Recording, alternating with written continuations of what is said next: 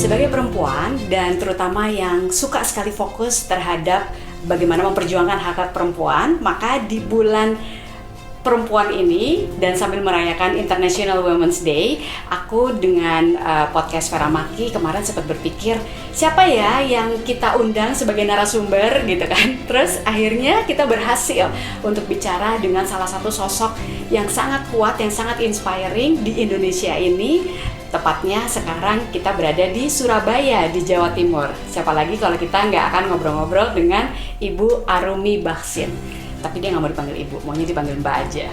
Soalnya usianya masih 29, tapi tanggung jawab dan amanahnya sudah sangat besar dan luar biasa, yaitu sebagai istri dari Wagub Jawa Timur, Bapak Emil Dardak, dan juga selaku Ketua Tim Penggerak PKK Jawa Timur.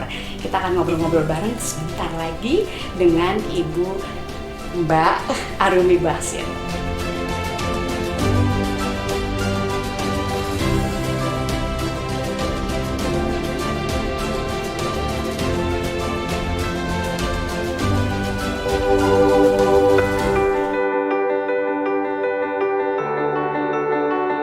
Selamat siang dari Surabaya, Jawa Timur. Sekarang VMCS sedang ada di kota apa nih namanya? Kota Pahlawan. Kota Pahlawan. Nah, salah satu pahlawan saat ini, pahlawan milenial yang ada di Jawa Timur adalah Ibu Wagub Arumi Baksin Dardak.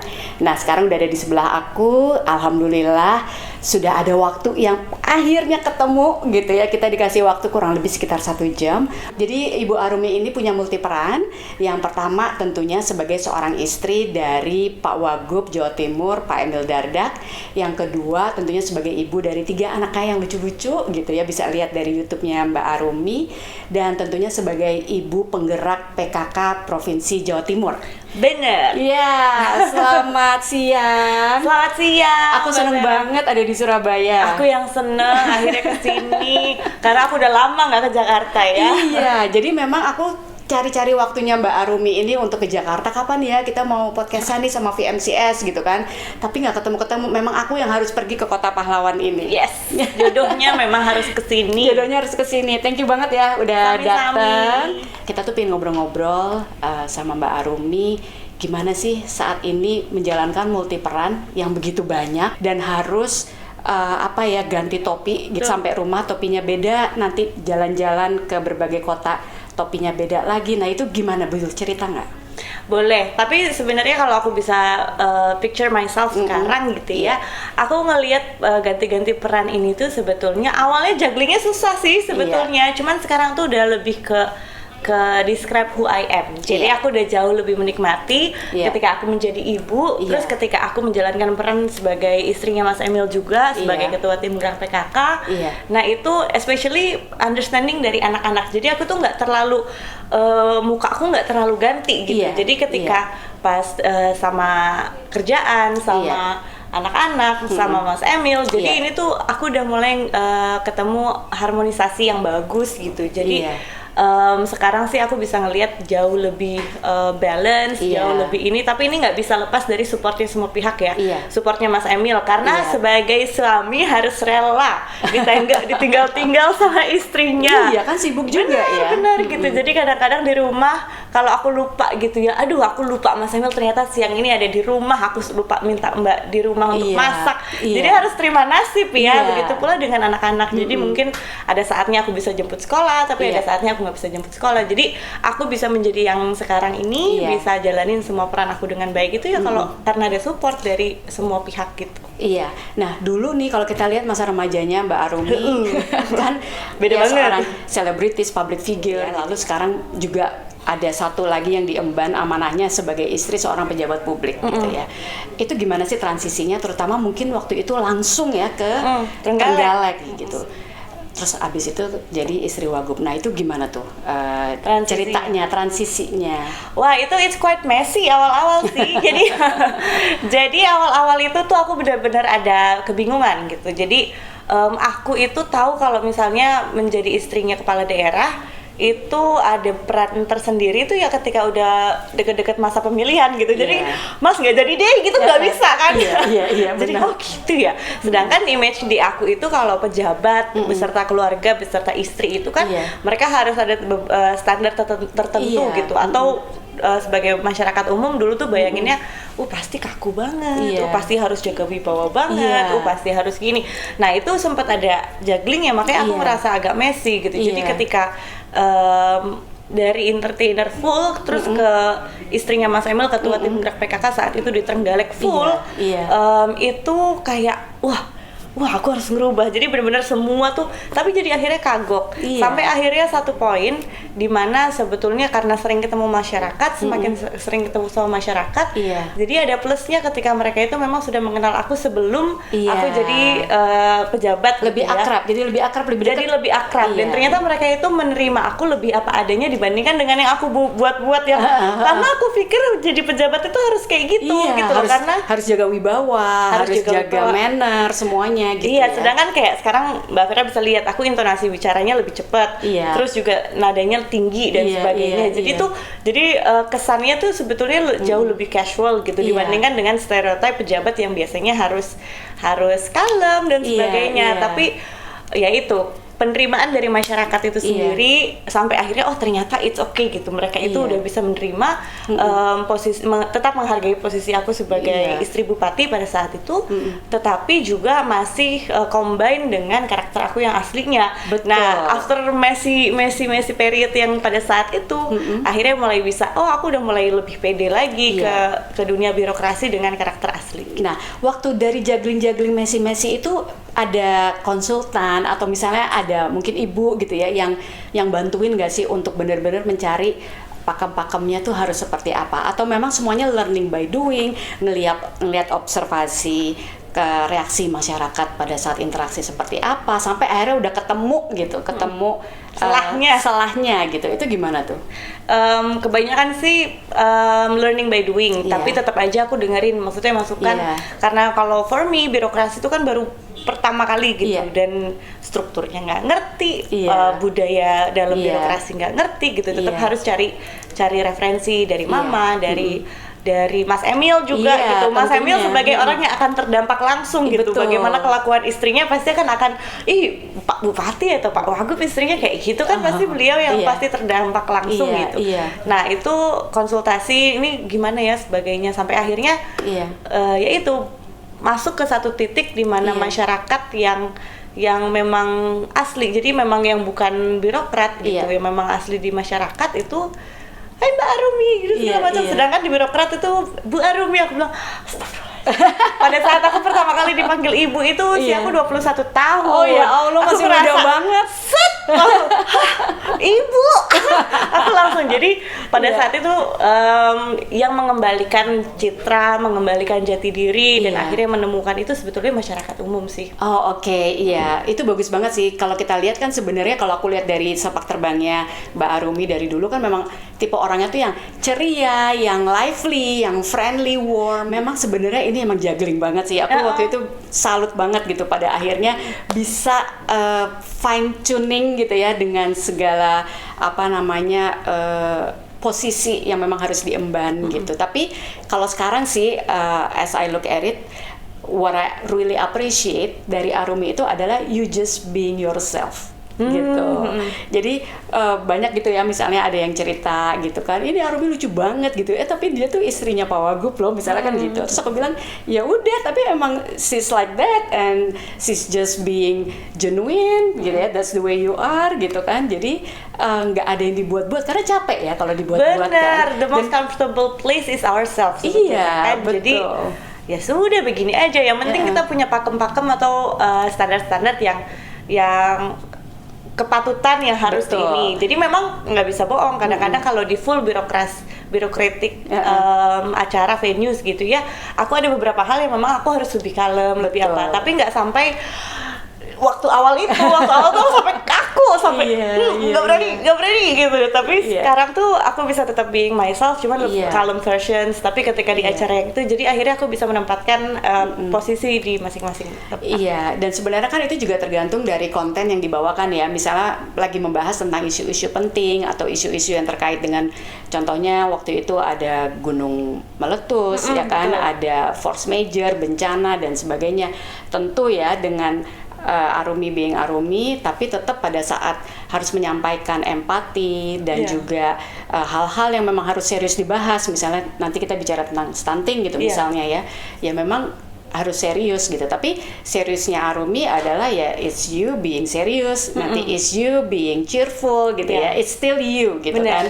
Nah itu mungkin itu adalah salah satu teknik-teknik atau apa ya, personal branding ya kalau dalam ilmu komunikasi dan public relation, yang benar-benar kita tuh harus pahami bahwa being yourself, that's the best personal branding gitu ya, but the best version, better version of you gitu ya.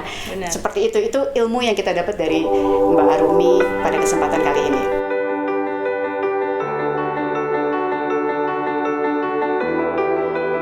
Nah sekarang kita mau bahas tentang perannya sebagai pemimpin perempuan, ibu penggerak PKK di Jawa Timur yang memang sangat besar ini ya, provinsi, salah satu provinsi terbesar di Indonesia.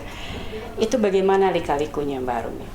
Wih, lika-likunya aku tuh harus belajar dari nol loh Mbak Vera, karena bener-bener nggak terpapar dengan informasi-informasi government education gitu sama sekali, sebelumnya kan nggak ada.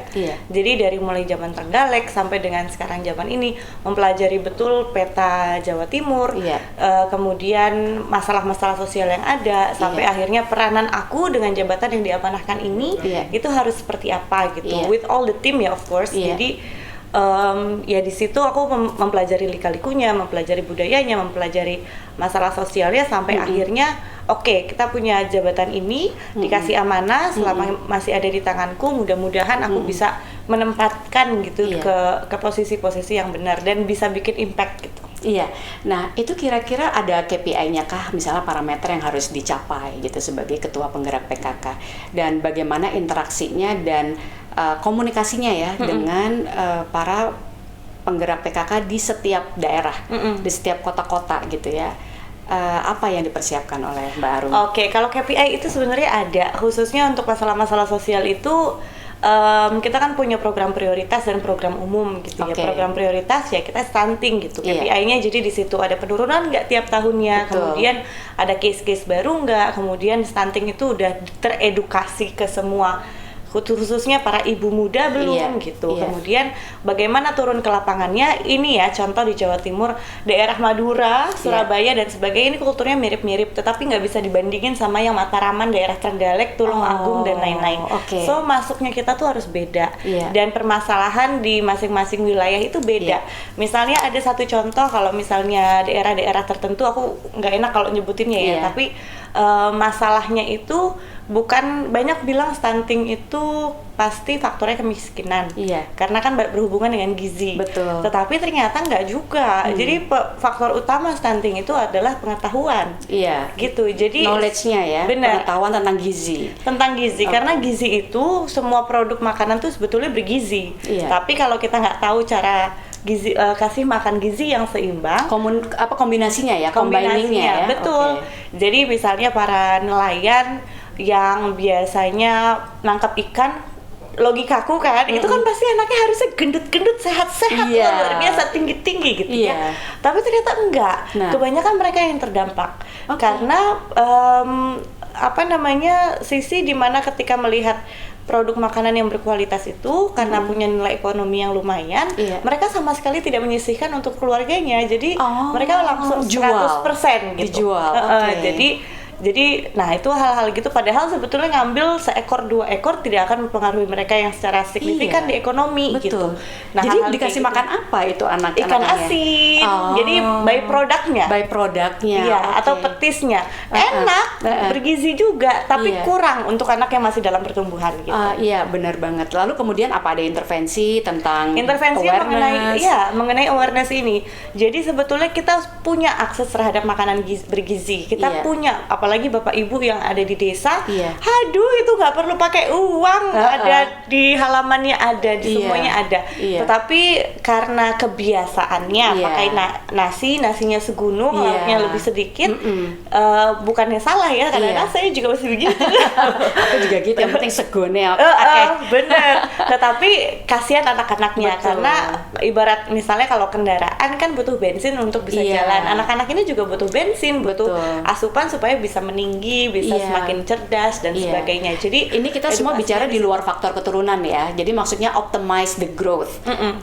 Faktor keturunan itu pengaruhnya sangat kecil terhadap tinggi anak, terhadap kecerdasan. Ada faktor keturunan dari ibu, tetapi itu semua dengan gizi yang luar biasa dan akses pengetahuan yang seperti ini, sebetulnya kita bisa lompatnya jauh gitu. Apa sih tantangan dalam bekerja secara bobot ya, dan time management dari sisi personal untuk keluarga, dari sisi pekerjaan sebagai seorang istri dari Wagub Jatim, dan juga sebagai ibu penggerak PKK. Pasti kan tuntutannya banyak banget. Semuanya mau Ibu Arumi, come here, Mama, come here, Mama kesini jemput. Terus suami juga temenin, ada acara yang harus didampingi oleh istri. Jugglingnya gimana tuh? Pertama kalau dari bobot ya we have to learn, bener-bener kalau apalagi yang bener-bener dari nol, aku benar-benar nggak ada pengetahuan sama sekali soal isu sosial, karena dulu kan hidup saya hanya untuk saya pedulinya tentang diri sendiri aja gitu kan. Tapi sekarang ya benar-benar harus belajar, harus update juga, karena kalau misalnya mau sosialisasi kita harus tahu juga zaman sekarang sama zaman dulu nggak sama, masalah-masalah yang dihadapi modern, ibu-ibu modern ini kan beda lagi dan sebagainya. Itu. Tapi kalau untuk waktu, nah ini tuh, jadi pasti deh kalau semua perempuan, apalagi yang punya kerjaan, punya keluarga, pasti akan selalu ditanya hal ini, dan pengennya hati tuh ya aku bisa ngejawab, I was managing well and everything segala macam. Pengennya ya kelihatannya kayak very successful, tapi ternyata faktanya itu sebetulnya enggak. Jadi And that's okay. Yang mungkin ini juga kalau misalnya yang nonton ini banyak perempuan juga, mungkin bisa jadi salah satu inspired gitu ya. Maksudnya it's okay to be a little bit messy. Dan perempuan sebenarnya ini juga di laki-laki juga, tetapi especially perempuan, kita tuh sebetulnya nggak bisa juga sampai kemana-mana tanpa support system yang bagus.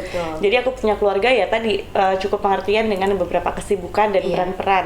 Kemudian kalau masalah juggling time ya harus, karena sudah punya suami, partneran.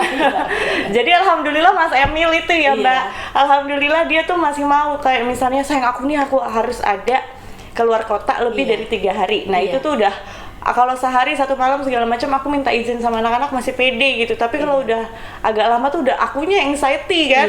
Aduh nih gimana ya, boleh nggak kamu kerja tapi jangan keluar kota, jangan lebih luar, jangan ini, bantu jaga anak-anak.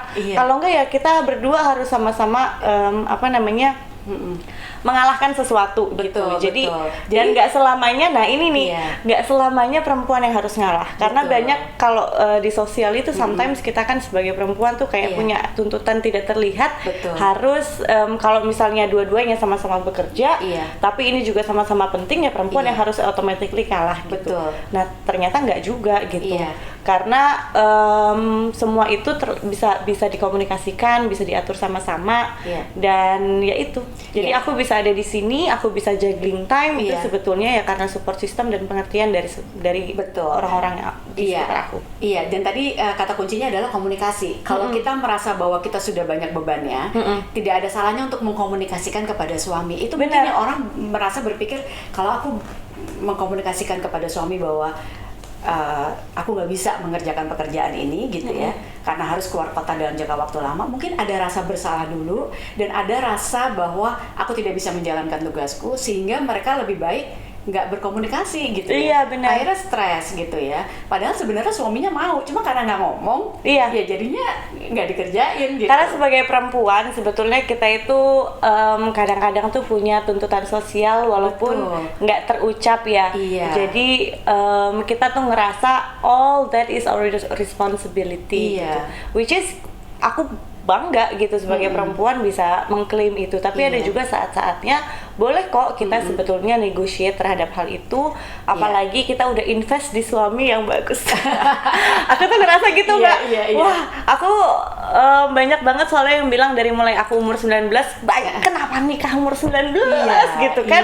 So many people doting gitu about that gitu, mikirnya macam-macam dan sebagainya gitu. Cuman ntar ya, waktu akan membuktikan.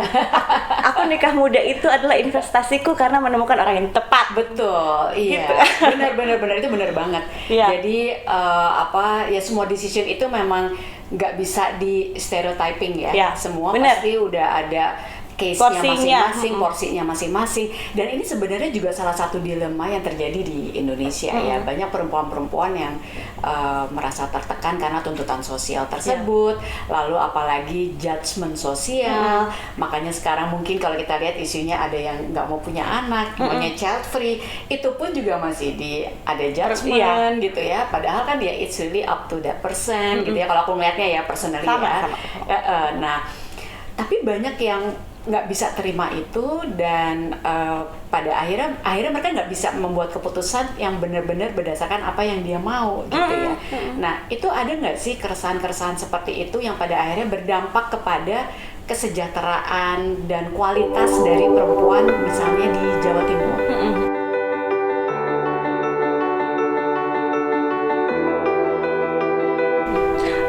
Ada banget. Jadi kita masih ngelihat jumlah anak-anak yang meneruskan pendidikannya ke universitas terutama itu masih didominasi oleh laki-laki. Jadi gender perempuan itu masih dinomorduakan.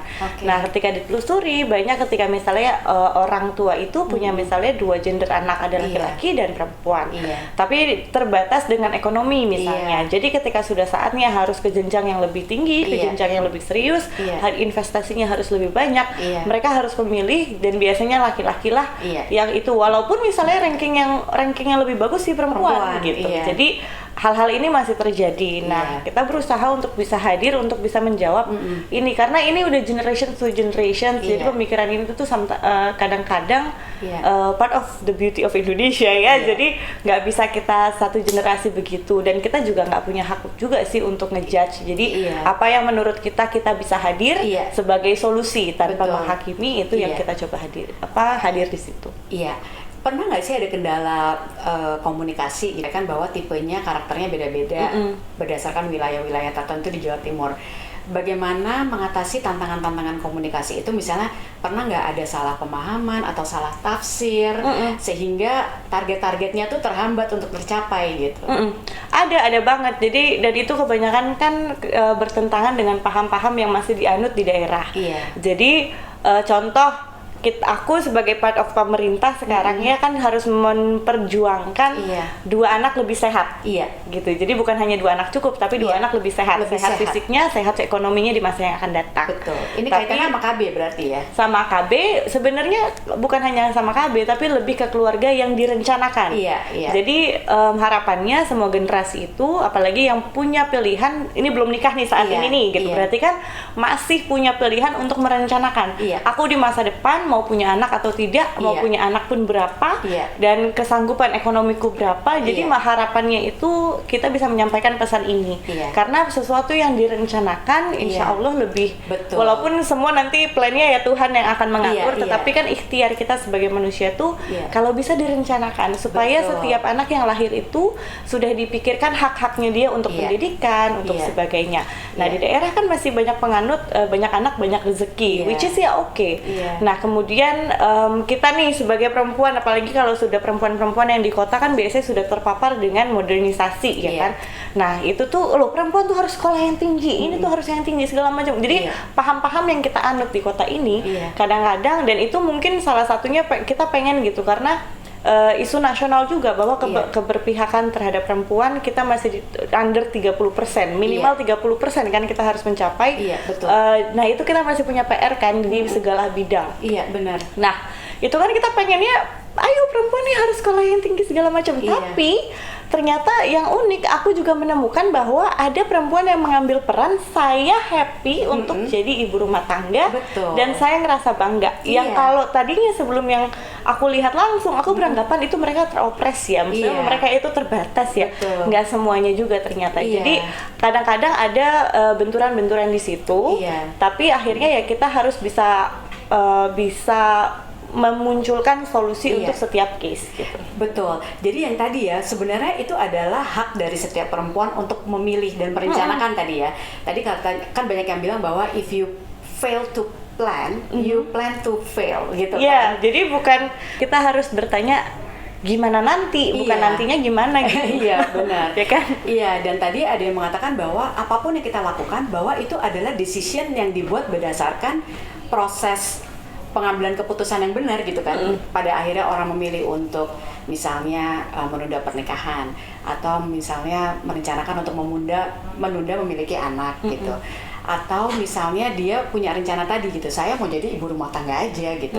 Tapi kan decision itu adalah dari dia dengan confident, dengan happy dia menyatakan this is what I want gitu ya.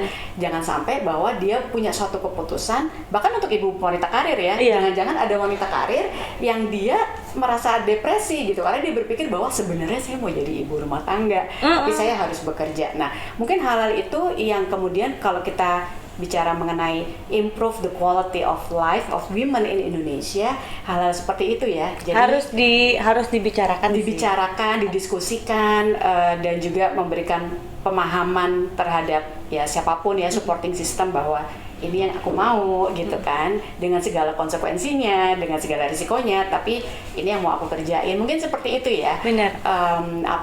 Peran komunikasi menjadi sangat penting, terutama dalam kehidupan rumah tangga suami istri atau atasan bawahan juga ya. Penting ya. Benar. Talking about that, banyak nggak ibu-ibu PKK ini yang curhat sama Mbak Arum?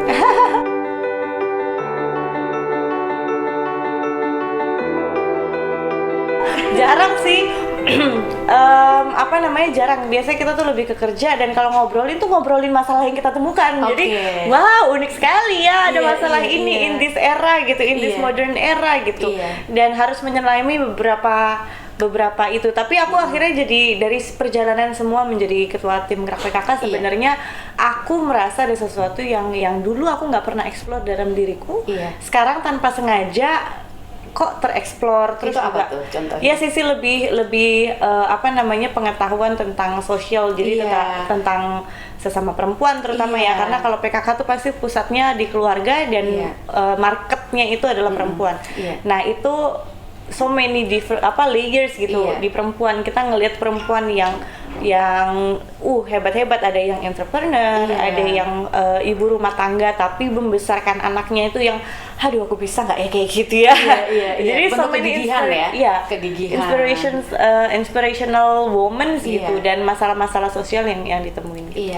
Mbak Rumi gimana melihat kesetaraan gender di Jawa Timur? Kesetaraan gender sebetulnya baik gitu. Masalah gaji, masalah kesempatan untuk bisa bersekolah, laki-laki dan perempuan tuh nggak ada masalah gitu ya. Untuk fasilitasnya ya. Kemudian keberpihakan kita terhadap perempuan juga lumayan cukup tinggi. Jawa Timur di seluruh Indonesia ini terrepresentasi di beberapa bidang pekerjaan. Kemudian di bidang UKM misalnya. Ini aku sangat senang gitu karena Jawa Timur ini Mbak Vera, perekonomian itu dipegang sama UMKM. Wow, it's very nice loh. Jadi kita punya, dan petanya tuh gini, yang tercatat ya itu ada 9,7 juta unit usaha. Lebih dari 60%-nya adalah perempuan. Wow. Yes, tepuk tangan boleh. Senang banget. Ini International Women's Day, dengar berita seperti ini itu rasanya senang banget.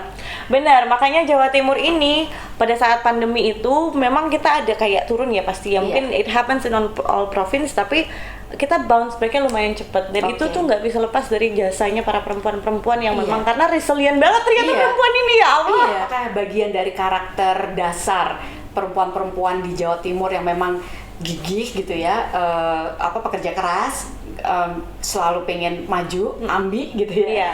Kalau aku lihat ini memang karakter base yang ada di semua perempuan. Tetapi kalau untuk di Jawa Timur disupport dengan budaya kita. Kalau budaya utamanya Jawa Timur yang bagian agak timur ya. Jadi itu kan kita lebih bonek ya. Lebih keras gitu kan. Jadi memang ada faktor budaya itu juga akhirnya tercerminkan dari karakter-karakter termasuk di para perempuannya. Jadi aku ngelihat wow, maksudnya mereka detail themselves gitu. Udah habis 3 bulan mereka vakum pada saat awal-awal 2020 itu, then they say we cannot do this gitu. Maksudnya nggak bisa. Yang pertama kali mereka instingnya adalah perempuan ini yang ngasih makan anakku siapa? Yang ini segala macam gitu. Karena biasanya itu adalah ayahnya pada terdampak juga. Kan. Bukan berarti ini para laki-laki itu nggak punya pacu juga, bukan. Tetapi aku melihat pada saat itu yang lebih cepat itu adalah perempuan, karena laki-laki yang pada saat itu sangat terdampak. Laki-laki itu pekerjaan itu bagaikan identitas mereka kan.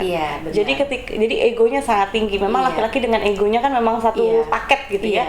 Jadi ketika mereka dapat PHK dan sebagainya, layoff, itu tuh kena banget di egonya. That's why it's depressnya itu beda sama perempuan. Jadi depressnya tuh deeper for guys gitu, for laki-laki. Jadi we can understand that. Makanya pada saat itu aku melihat akhirnya kenapa perempuan? Karena perempuan ini ya udah kita harus maju. So what next? Iya, what next? Let's move on gitu ya. Anak-anakku harus makan, ini segala macam, apapun dilakukan, bla bla bla. Jadi mereka kan gengsi, bukan perempuan nggak ada gengsi, cuman kalau udah dibenturin masalah anak, udah dibenturin masalah rumah tangga, perempuan itu apapun saya akan lakukan gitu. So that mentality yang akhirnya aku lihat, wow, that's bounce back-nya cepet banget. Itu bagus banget tuh, resilience mentality ya. Itu penting banget supaya kita bisa survive di kondisi apapun. Dan salah satu cobaan terbesar untuk perempuan-perempuan di seluruh dunia dan juga ya semua laki-laki juga ya, itu memang pada saat masa pandemi sih ya.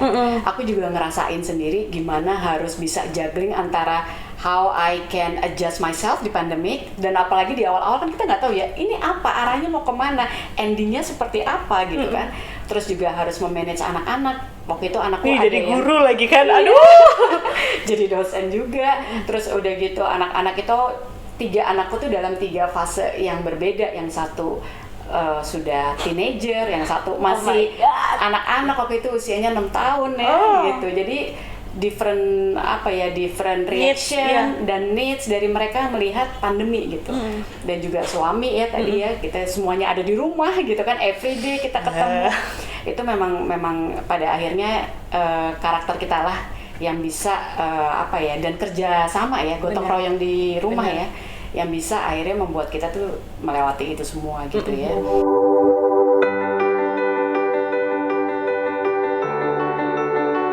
Apa sih yang paling disukai Mbak Arumi dalam bekerja dan dalam hal parenting? Kalau dalam bekerja yang paling aku suka adalah sisi ketemu masyarakat. Seriously, karena because you are a people person ya. Dari dulu gitu kan emang senang ketemu sama orang, and sangat luas juga gitu.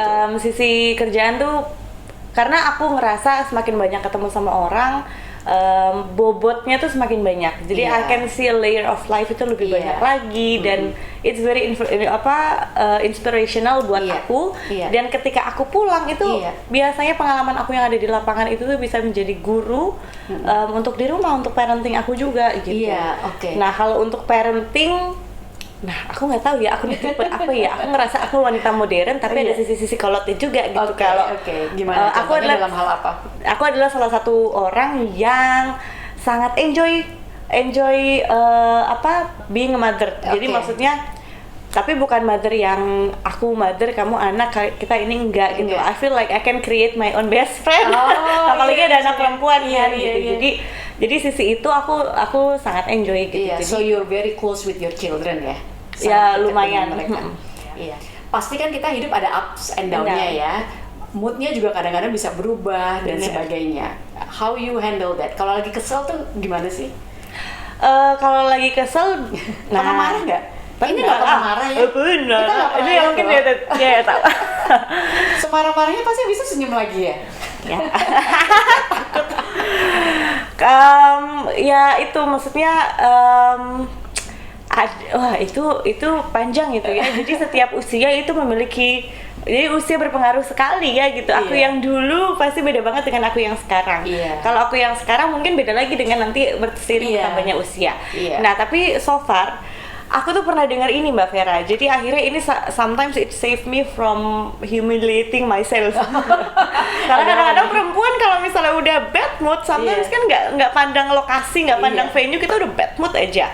Nah, ada yang pernah bilang gini, kamu nggak akan pernah dapet good days terus gitu. Iya, betul. There will be a bad days Iya. gitu. Tetapi kamu juga nggak akan dapet bad days terus. Iya. So let the bad days being bad days, Iya. and so you can enjoy the good days being a good days. Betul. Jadi akhirnya ketika in my bad mood, in my bad days pun gitu, I tell that to myself, and then ya udah I enjoy it. Karena in every, justru ketika kita lagi bad mood itu Iya. biasanya ada moment of reflections. Jadi Iya, betul. jadi aku tuh yang bikin bad mood tuh apa sih? Oh, because of this, because of this. Iya. Nah, akhirnya itu ngelatih kita untuk manajemen emosi Iya. dan take something. Jadi malah belajar dari every decision, every bad mood itu. Oke, Mas Emil itu tahu nggak setiap keselnya Mbak Arumi? Dia mah kaku sekali kayak kadebo ya. Tapi dia Enggak. tahu nggak? Jadi maksudnya Mbak Kadang-kadang Arumi dia pasti tahu notice, nggak? kadang-kadang dia notice, kadang-kadang enggak. Tapi nggak dulu- laporan terus ya? Nggak laporan terus? Aku Enggak. lagi kesel gitu nggak? Dulu kode, sekarang aku bilang. Oh, oke. Dulu kode, tapi kan akhirnya makin kode, tapi kalau dia lagi banyak pikiran kan nggak Betul, notice ya. iya. Jadi akhirnya aku tambah bete gitu. Jadi akhirnya sekarang lebih ke sayang, aku lagi bad mood loh gini nih. I train myself buat untuk bisa communicate karena try and error ya. Jadi ketika pas aku coba bilang, Iya. Mas aku lagi bad mood nih gini, terus tiba-tiba kamu kenapa emang bad mood gini? Loh justru aku didengerin Iya. daripada dulu aku ketika aku bete langsung Iya. dia nggak notice loh, dia nggak notice Iya, karena so many things yang ada di otaknya dia juga Iya. kan gitu. Iya. Wah, ya udah nih, jadi sekarang komunikasi jadi lebih bagus. Lebih bagus ya. Jadi along the way ternyata komunikasinya lebih bagus karena banyak juga mungkin rumah tangga yang awalnya justru bagus tapi abis itu jadi berantakan gitu ya. Tapi Benar. ini along the way justru makin saling memahami ya. Tipsnya apa sih buat ibu-ibu mungkin ibu-ibu muda, keluarga muda? Masalah kecil tetap jadi kecil, Ya. tapi oke. jangan belittle. Oke, Iya. jangan dikecilkan. Jangan dikecilkan. Oke. Masalah besar jangan pernah dibesarkan. Oke. Tetap, dan jangan pernah ngerasa our spouse atau lawan bicara kita, terutama suami ataupun istri itu, ih kok kamu gitu sih mikirnya. Jadi Iya. menggampangkan gitu. Oke. Jadi every problem worth to talk about. Iya. Tetapi make sure porsinya tetap sama. Iya. Jangan sampai Jangan. sampai masalah kecil jadi besar, masalah Iya. besar tambah besar gitu. Iya, Jadi betul. harus tetap di maintain tuh. Oke. Jadi jangan didramatisir ya. Walaupun sulit sekali tuh godaan sebagai perempuan ya. Iya, iya, Cuman iya. ya pasti bisa. Oh iya, apa peran sense of humor dalam menata dan membina hubungan dalam keluarga? Kalau buat aku sih lumayan penting ya. Iya. Karena mungkin tiap rumah tangga beda, tapi Iya. kebetulan pada momen ini, pada saat ini, selama 5 tahun ke belakang Iya. ini, aku dan Mas Emil itu menghadapi atau tuntutan pekerjaannya quite stressful life. Jadi Iya. nggak kenal waktu, nggak ada jam kerjanya, Iya. and sebagai istri gitu ya, Iya. aku tuh harus bisa merelakan suamiku ini, ya itu maksudnya pengabdian betul gitu, Betul, mau jam dedikasi 3, ya. iya jadi mau Iya. jam 3 pagi tiba-tiba I have to go, ada bencana, I have to Iya, ini apa segala macam, betul. itu udah harus rela gitu. Iya. Nah, and stressful. Jadi moodnya Mas Emil itu dalam one day dia bisa ngurus Bervariasi. 10, iya, Iya. bisa ngurus 10 hal dalam waktu yang bersamaan gitu Iya. ya. Ada hal yang bikin dia senang gitu ya, Iya. misalnya aduh project MJC kita berhasil Iya. misalnya atau apa. Itu di jam 10, tapi Iya. jam 12 nih udah beda lagi. Karena aduh ini tiba-tiba ada Iya. tanah longsor. Iya. Ada apa? Oh my god, so that's quite stressful life. Jadi Iya. ketika kita bersama, ya udah kalau bisa malah jadi akhirnya tahu nggak sih video-video TikTok yang kadang-kadang tuh suka aneh-aneh gitu. Itu jadi kita berdua nontonin itu gitu. Iya, jadi ada hiburan ya. Jadi Hiburan. jangan, mungkin gini, selama bisa ada momen berdua untuk menetralkan hal-hal yang tadi ya, yang bikin kesel dan bikin worry. Jangan nunggu sampai hari liburan gitu kali. Bener. Karena kalau nunggu weekend gitu mungkin udah terlalu kelamaan gitu Iya. ya. Dan ini juga sih apa namanya, ini berlaku untuk berdua ya, especially woman, karena kalau woman kan kita kadang-kadang kalau udah kena perasaan kan gelap mata ya gitu. Jadi learn the way to communicate, karena biasanya 90% dari masalah itu bukan karena masalahnya, tetapi how you communicate with it. Iya, tuh kan, komunikasi itu penting banget. Komunikasi itu penting banget, dan itu saya ngomong ke diri sendiri juga ya gitu, karena awalnya gitu sebagai perempuan kan pengennya aku ngambek, aku bete. Kalau udah bete kan buru-buru kita bisa ngomong ya, pengennya kan ditanya, pengennya di ini gitu. Tapi ternyata tidak ke-notice ya. Kalau bapak-bapak itu tuh aduh ini kok udah 2 hari aku bete, kok nggak di-notice. Tapi and then to my surprise yang tadi aku bilang, when I learn to talk about it, justru malah perhatian dari suami tuh jadi lebih ini gitu. Oh, jadi selama ini dia bukan karena tidak perhatian. Dia hanya tidak tahu saya perasaannya seperti apa gitu. Berarti untuk yang mau menikah atau yang baru menikah atau yang mungkin sudah lama menikah, it's never too late to learn about communicating with your spouse ya. Oke, dan juga ke anak-anak ya. Iya, dan anak-anak diajarin juga nggak sih untuk berkomunikasi, untuk buat mereka untuk cerita gitu sama ibunya.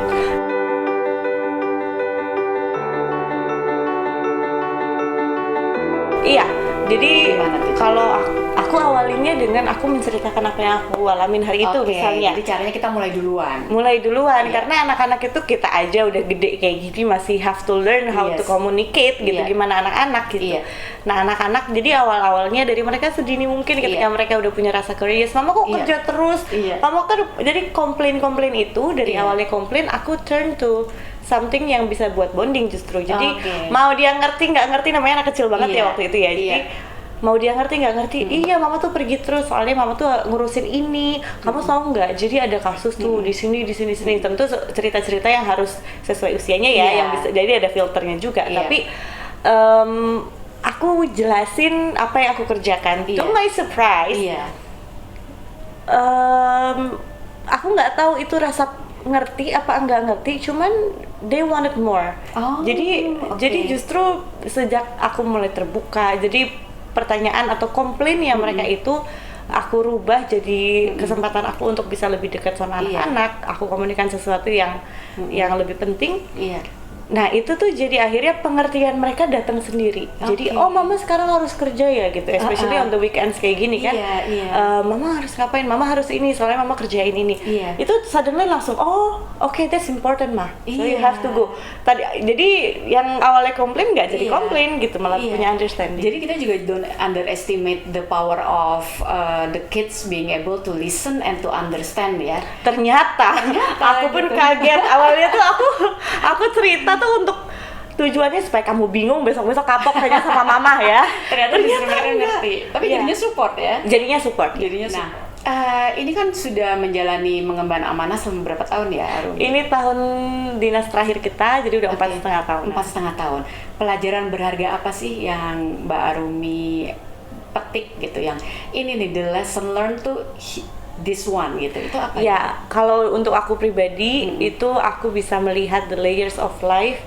Karena kalau misalnya kita nggak pernah tengok kanan kiri, bukan untuk gibah ya, bukan untuk ini, tetapi kita selalu niat untuk ngambil pelajaran. Selalu ada ruang untuk kita untuk belajar. Karena kanan kiri kita tuh sebetulnya kasih contoh.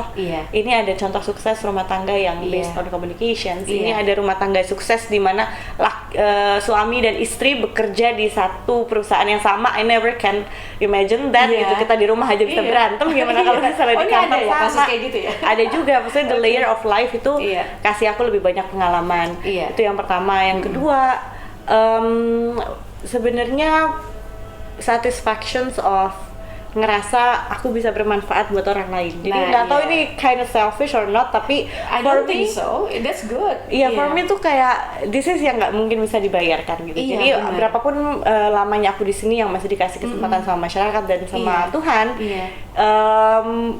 ini tuh sesuatu yang pasti nggak akan pernah bisa jadi bermanfaat buat masyarakat. Walaupun awalnya pasti takut kan, aduh aku dikasih amanah kayak gini, bisa nggak ya sebagainya. gitu, bahwa satu hal yang utama itu tadi tentang sosial ya, karena Mbak Arumi berkali-kali bilang tentang sosial ini. Ternyata engagement dan berkomunikasi dengan masyarakat bagi Mbak Arumi ternyata justru sebagai charging mungkin your extrovert energy, ya. gitu ya. Iya kan, kalau misalnya ketemu sama mereka mungkin abis itu di rumah terus gitu ya, nggak kemana-mana waktu pandemi gitu, mungkin juga pengen banget gitu ya berinteraksi dengan banyak orang ya. Lebih ke gini sih, jadi kalau aku yang dulu itu kan aku tetap keluar, aku tetap beraktivitas, tetap berkarir, tetapi tujuannya itu untuk diri sendiri.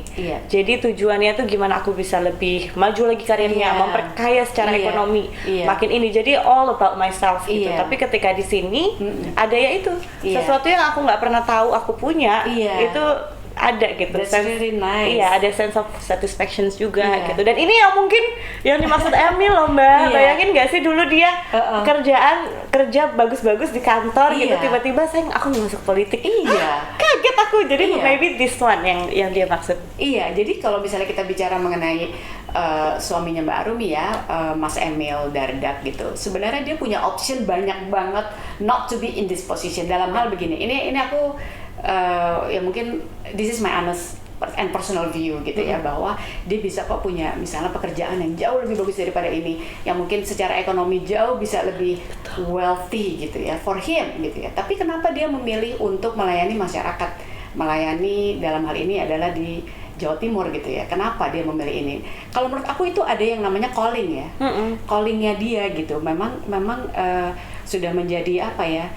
Suatu dorongan bagi Mas Emil untuk memilih yang ini, walaupun dia tidak harus gitu loh. Kalau in my view ya. Especially kalau Emil itu kan, kalau aku lihat juga dia get everything into young age ya, maksudnya itu yang dia dapat ini lulus S3-nya cepet banget, dapat karir udah mau mentok before 30 segala macam gitu. Jadi semua udah didapatin dalam usia yang relatif muda, and that's not dan menurut aku itu karena kerja kerasnya dia juga dan kemampuannya dia juga gitu kan. Tapi pasti ada limitnya when you seeking untuk memuaskan diri sendiri terus. Ketika sudah didapetin, and then what else gitu. Jadi akhirnya mungkin ya itu callingnya datang di situ. Untuk serving to the society gitu ya. Dan talking about get everything in the young age, sama nih dapat istrinya juga umur 19 tahun loh. Mbak Arumi umur 19 tahun sudah menikah. I cannot imagine gitu ya, if it's me gitu. Umur 19 tahun aku masih clueless banget. Tapi Mbak Arumi hebat banget bisa. Enggak, yang hebat itu suaminya.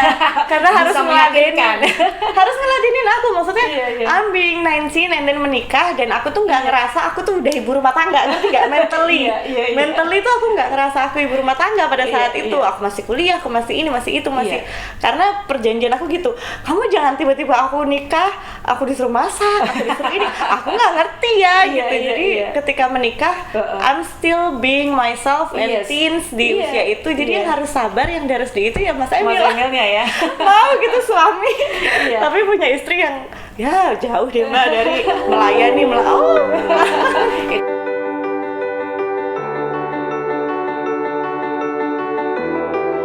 in the beginning. Sekarang pasti udah sangat accelerate ya semua ilmu-ilmunya. Ada callingnya juga sebagai ibu, iya. Dan kan sekarang Mbak Arumi usianya 29 tahun. Ada nggak sih mimpi-mimpi yang masih pingin diraih?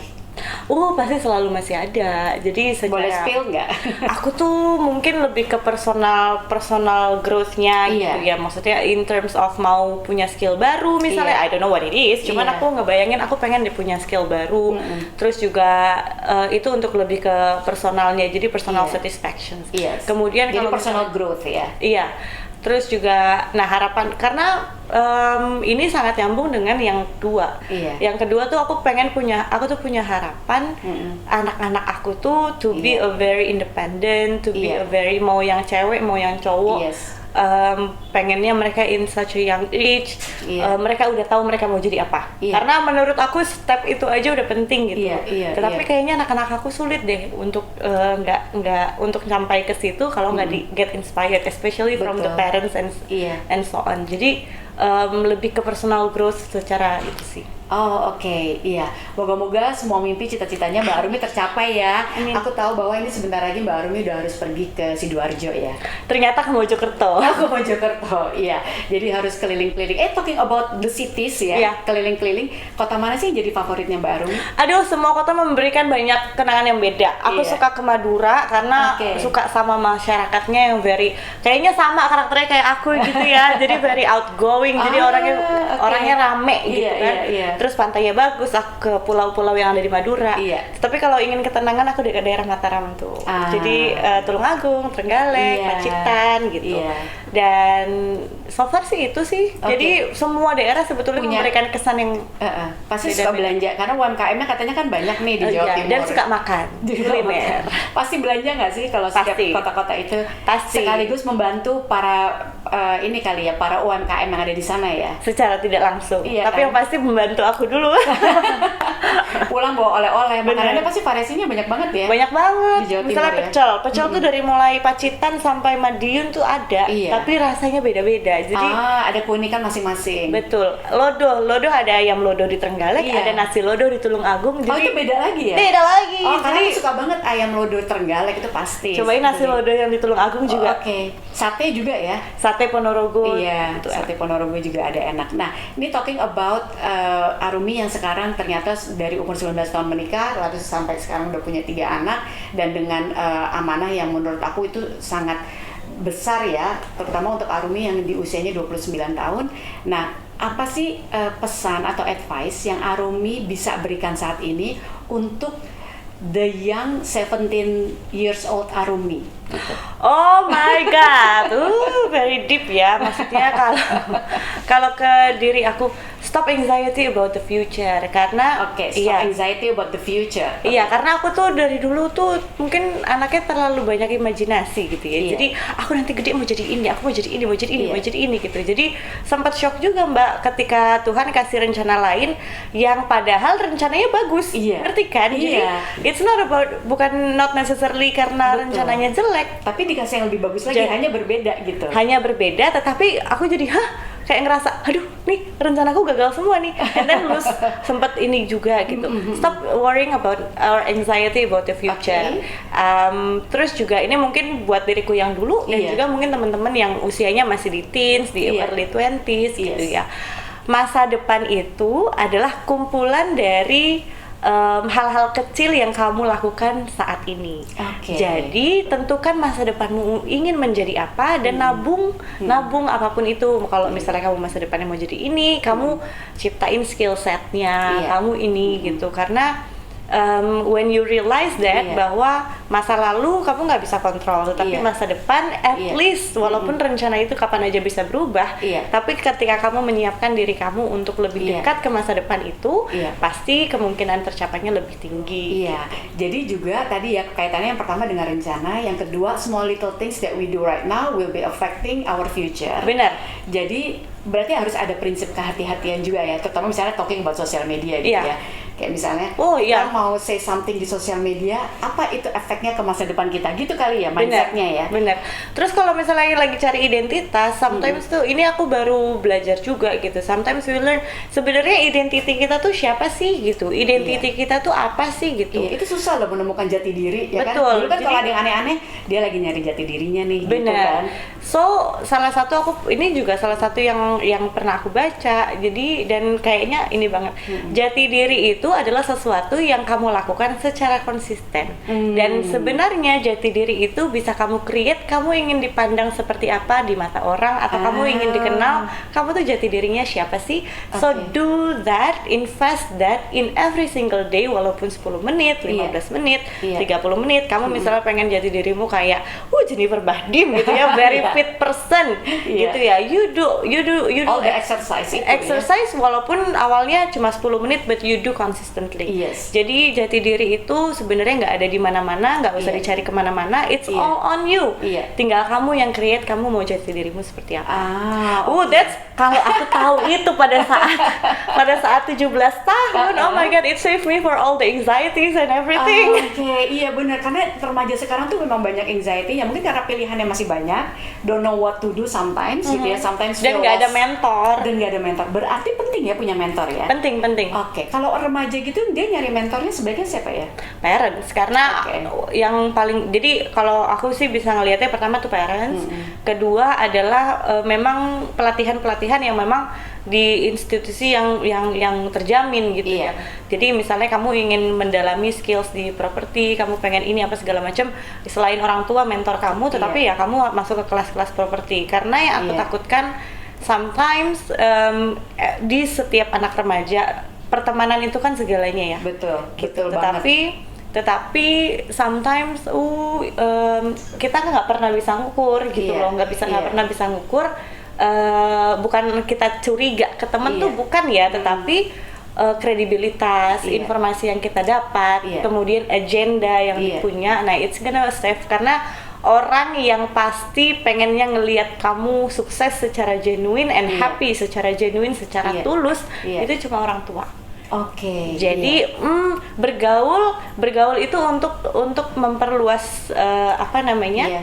memperluas pergaulan, tetapi carilah mentor yang memang pengen bener-bener ngelihat kamu sukses. Iya, betul. Dan kadang-kadang orang tua itu istilahnya sebagai devil's advocate gitu ya, ngasih Iya. kita tuh feedback yang Pahit. jahat banget sih gitu. It's too straightforward gitu ya. Tapi Iya. sebenarnya kita harus bisa ngambil intisarinya kali ya. Betul. Jangan baper sama parents. Betul. Yang penting Atau cari kelas.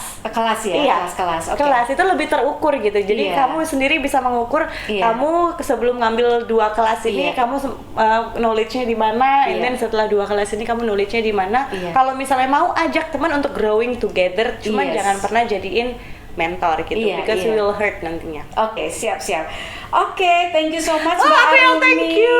Aduh, udah banyak banget nih ilmu yang kita dapat dari Ibu Wagub Jawa Timur dan juga Ibu Ketua Tim Penggerak PKK Jawa Timur, dan juga Ibu dari 3 orang anak yang lucu-lucu banget. Aku suka gemes kalau ngeliat dari YouTube-nya Mbak Arumi. Apa YouTube-nya Mbak Arumi masih Arumi terus aktif Baksin, ya? masih. Iya, masih aktif, lucu-lucu ceritanya. Kemarin dibikinin kue tart sama Mas Emil.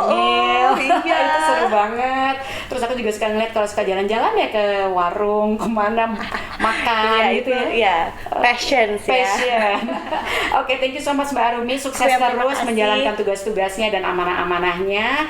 Dan pastinya untuk ibu-ibu di Jawa Timur bangga sekali ya gitu punya ibu tim ketua penggerak PKK seperti Ibu Arumi yang masih muda, energik, baik hati, apalagi ya cantik pastinya kan. Dari tadi aku pas lagi wawancara ngeliat terus gitu. Kalau aku lagi hamil tuh udah elus perut tuh. Moga-moga mirip, moga-moga nanti cantik kayak Mbak Arumi gitu ya. Oke, thank you so much sudah bergabung bersama kita di YouTube-nya Vera Maki. Tadi kita bicara banyak secara informal, santai dengan Mbak Arumi, yang pasti intinya tetap fokusnya di communication and the role of communication in many position that we have gitu ya. Sampai jumpa lagi di podcast Vera Maki selanjutnya. Bye.